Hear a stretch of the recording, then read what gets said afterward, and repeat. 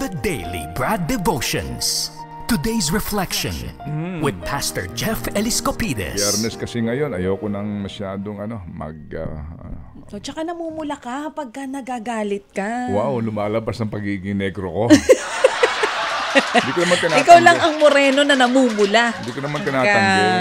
Ano ka na? Hindi ko naman tinatanggi itong kulay ko. Yan ang kulay na gustong-gusto ng mga kababaihan. Ito ang gustong-gusto ng mga taga Makati.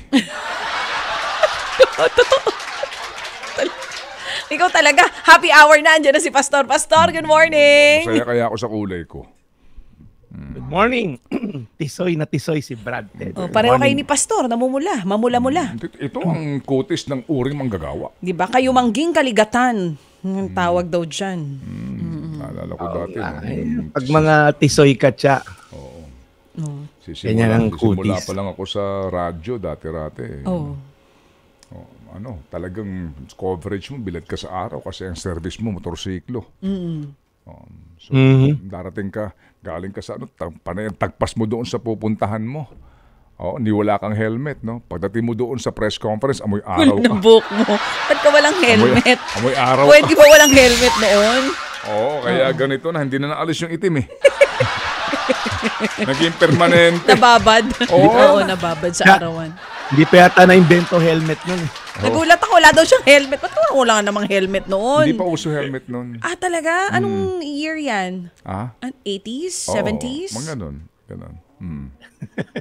Sige. So, Brad, Eto maganda na, umaga Pastor. sa iyo. Good morning and nice to see you again. We'll see you again tomorrow. Hindi pa tapos. Finally, Friday, Pastor. Sorry. Nahehelo ako. Nalito lang ako. Parang itong isang linggo ng preaching ni Pastor, may kinalaman lahat sa blessings, di ba? Natatanggap natin galing kay Lord. Blessings sa work. Ayan. Okay. Sige. Amen. Talking about blessing, happy birthday Ate Belen Barantes, ating suki yan. Nasa Baguio daw sila ni Kuya Brando ngayon, member ng church natin. So belated happy birthday din Ramon Villarin Jr., tagapakinig natin. Pinag-uusapan po natin yung blessing. Yung lahat ba ng oportunidad kumita, kinakagat natin? Hanggat may pagkakataon ba, nakikita, ginagrab mo ba? Minsan nakakapanghinayang kasi, no? Kung mamamahinga tayo. Kasi nga, minsan, yung downtime is considered wasted time. Sayang naman. Kaya yung gabi, minsan, ginagawa nating araw. Yung linggo, kahit pahinga, nag-golf ka na lang sana. O nagsisimba, kayod pa rin. Takot po tayo maubusan, mawalan, or mabawasan yung ating ipon. Alam niyo po, may magandang verse sa Psalm 127 verse 2, mga awit 127 verse 2. Sabi, hindi dapat pakahirap magpagal sa hanap buhay. Maaga pa kung bumangon, gabing-gabi kung humimlay, pagkat pinagpapahinga ni Yahweh ang kanyang mahal. Okay, ang ganda po nung sinabi, hindi dapat magpakahirap o magpagal sa buhay. Ibig sabihin po ba na ito, maging wang tamad na lang tayo? Alam niyo yun, yung inihintay mahulog, yung bunga ng bayabas. Hindi po. Ang sabi nga po, pinapahinga ni Lord yung kanyang mahal. Ibig sabihin, matapos mong gawin yung parte mo, pagkatapos natin gumising na maaga, nagdasal ka sa Diyos ng lakas para sa araw na to, then kapag may time, mamahinga ka sa gabi, okay? May time ka dapat mamahinga sa gabi. I-rest mo na isipan mo, huwag ka na mangamba para bukas. Para po bang yung magsasaka na maaga gumising para magtanim ng binhi, tama? Nadiligan na niya to, bandang tanghali, nadamuhan na niya yung paligid, sa papahapon, inayos na niya lahat ng kanyang mga gamit. Sa gabi po ba, nag-iisip yung magsasaka? Iniisip ba niya, tutubo kaya yung binhi sa ilalim ng lupa? Ano ba siya? Yung balisa ba siya the whole evening sa buong gabi hanggang madaling araw? Isip siya na isip, tumutubo na kaya? Of course not. Sinasaalang-alang na po niya sa natural course ng agriculture yung the rest. Kampante na siya na Diyos na ang bahala sa resulta ng kanyang pagsisipag.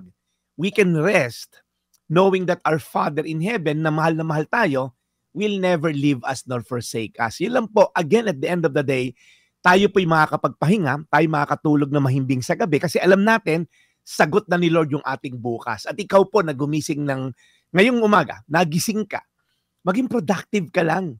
Huwag tayong maghintay ng grasya na wala tayong ginagawa. Do your part legally, morally, gawin mo yung trabaho mo, and then the Lord will do the rest. Kaya po ang sabi nga dito sa verse, Huwag kang magpagal na parang hindi ka mapakali, wala kang trust sa Diyos na makapangyarihan sa lahat. Ang bunot dulo po na to is the word relationship. Pag may relasyon ka sa Ama sa Langit, alam mo na ikaw bilang anak ay hindi niya pababayaan. Kaya makakatulog tayo sa gabi. Okay, tulad ni Brad Ted at ni Chacha, alas 4 pa lang mga tulog na. Okay? Dahil alam nila, pagising nila ng madaling araw, si Lord na bahala for the day. Sabi sa mga awit 127 verse 2, hindi dapat magpakahirap, magpagal sa hanap buhay. Maaga pa kung bumangon, gabing-gabi kung humimlay, pagkat pinagpapahinga ni Yahweh ang kanyang mahal. Ay pimanalangin, Panginoon, salamat po sa assurance na kung kami mahal mo, covered mo na yung aming tomorrow, covered mo na yung aming future. We do our part today. Hindi po ibig sabihin magtatamad-tamad kami. We're gonna do our part. Pero Lord, you're gonna do your part as well. Salamat po sa grasya nyo sa araw-araw. Yung paggising sa umaga na meron kaming hininga, meron kaming pamilya, meron kaming buhay na isa sa pamuhay. Lord, we'll take one day at a time. Alam namin na ikaw ang Diyos na magbibigay sa amin ng pahinga. Sa pangalan ni Jesus. Amen. Amen. Mahal na Panginoon, salamat pong muli ng marami sa napakagandang mensahe pong hatid ni Brad Jeff sa aming pong The Daily Brad. Lord, nawa ito pong mensaheng ito ang aming pong maging kaisipan sa pagharap po namin sa aming pong araw-araw na pagsabak sa hamon ng buhay. Lord, grant us the gift of satisfaction and contentment at alagaan po ninyo ang lahat ng mga uri manggagawa na ngay pinakikinig at nanonood sa aming programa. In Jesus' name, we pray. Amen. Amen. Amen. Thank you. Thank you, Brad. Napakaganda. Thank you again for reminding us. Na talaga namang marami tayong ganyan. Pareho po tayo. No? Parang si Chacha. Matalino ang Diyos, Brad Ted. Yan. I-design ng katawan natin na kailangang ipahinga. Tama. Siya pang 24 hours na trabaho. Oh. We all need rest. Yes. Kasi, kasi yung kilala ko nung hindi nagpahinga sa kakabilang ng pera, nagkaroon ng stiff neck eh. Iba yun! Ikaw talaga. Sorry. Katapos na si Brad. Sorry, hindi Brad. Hindi pahinga, kailangan nun. Tigil talaga yun. Bawal kay Lord yun. Parausin ko muna si Brad. Sige. Oo. Sorry, andyan pa si Brad. Andyan pa ikaw talaga slip of the tongue. Araw-araw na yan. Ano? Naku. Kalma.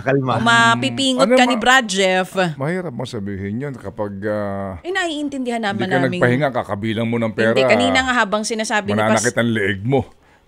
Neck brace ka na yan. Naiintindihan ka namin na hindi mo napipigilan. Pero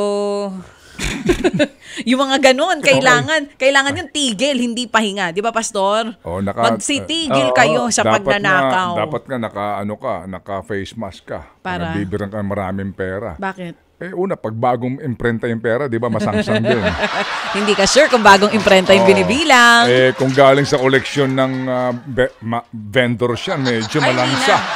Naka-face mask sila eh. Oo.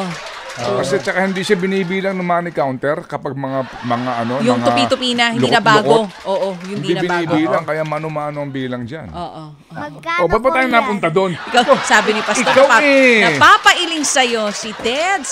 Friday na talaga. Okay, Brad.